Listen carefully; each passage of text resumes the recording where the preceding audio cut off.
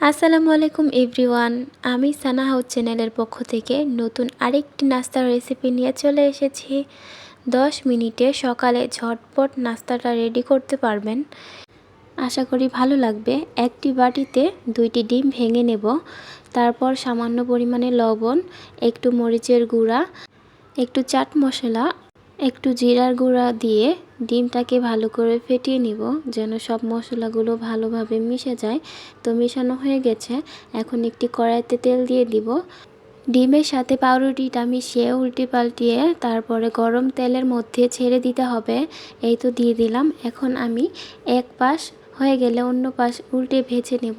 এইভাবে আমি রুটিটা ভেজে নিলাম। তো দেখতেই পাচ্ছেন আমি আরও একটি রুটি এইভাবে ভেজে নেব। তারপরে আপনারা অবশ্যই ট্রাই করবেন। ঝটপট হয়ে যায়, বেশি সময়ের দরকার হয় না। আমার মেয়ের খুবই পছন্দের নাস্তা এটা। 10 মিনিটে সকালের নাস্তা পারফেক্ট এটা।